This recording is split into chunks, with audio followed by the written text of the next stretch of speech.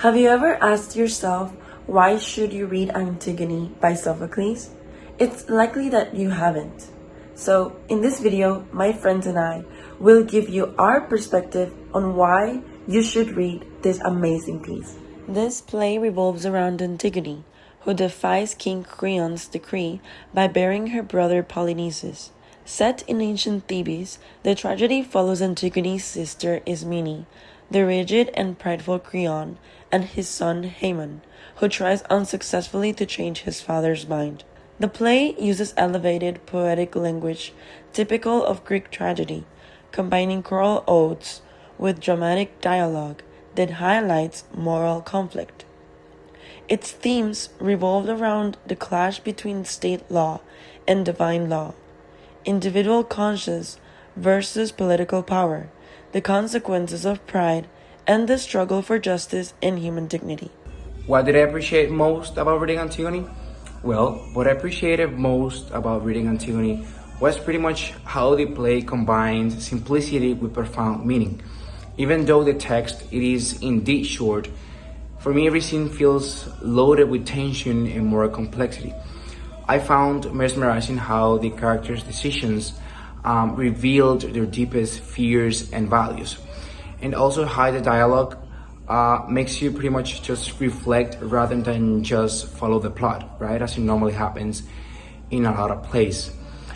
Something else that I enjoyed a lot was the emotional contrast between Antigone's calm determination and Creon's growing rigidity, right? So the play kept me fully engaged because it doesn't only tell a story, right? It makes you ask yourself and run into uncomfortable questions regarding loyalty, duty, and the cost of holding firm to your beliefs. And to enrich this reflection, my partner will now present a dramatic reading from Antigone, highlighting one of the most powerful moments in the play. Even without your edict, if I die before my time, why then I count it gain. To one who lives as I do, ringed about with countless miseries, why? Death is welcome. For me, to meet this doom is little grief. But when my mother's son lay dead, had I neglected him, left him there, unburied, that would have caused me grief. This causes none. And if you think it folly, maybe, then I am accused of folly by the fool. In this passage, Antigone is expressing how her punishment, death, has no importance compared to giving a proper burial to her brother. This is a symbol of how the divine law and the loyalty to her family have more importance than the earthly authorities that fade away. This passage is interesting to us because it shows us that it is honorable to fight for what we know is right. Here we can see the theme of courage and conviction. And although it leads to her death, Antigone's love for her brother prevails over her uncle's unjust decree. We can relate to Antigone in our perspective from the Colombian Caribbean because we can resonate with her insistence on burying her brother. That is ultimately an action of preserving his humanity and his dignity even in the face of violence.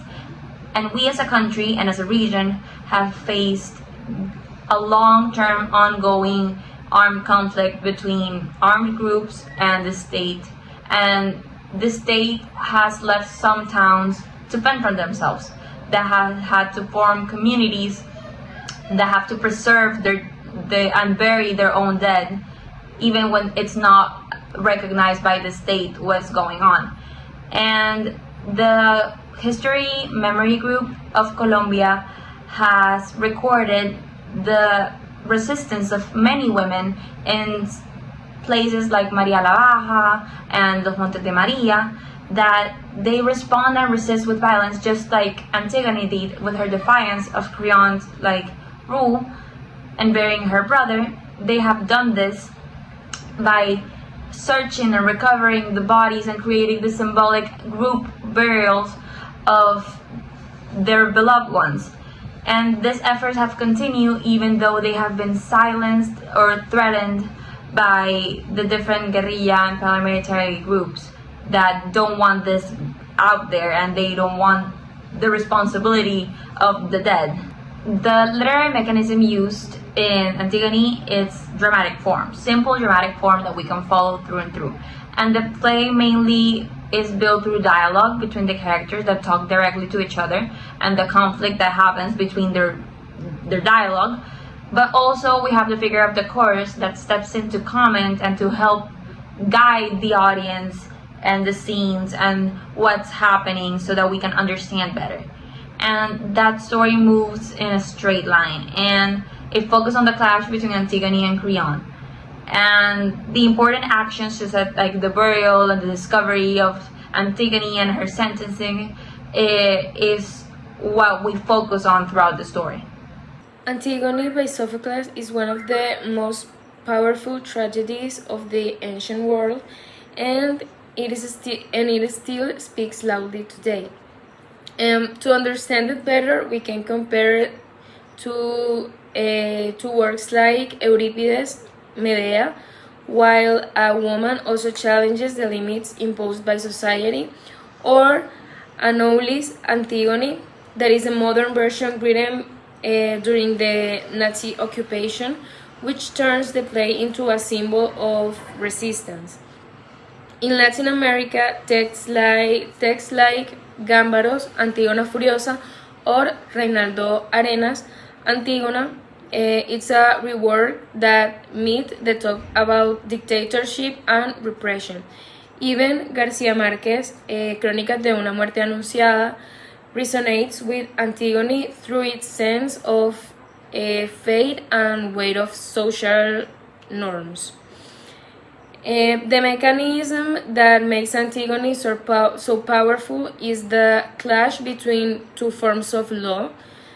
Antigone, first of all, defends the unwritten laws of conscience, family, and sacred, while Creon defends the laws of right of the state and political order.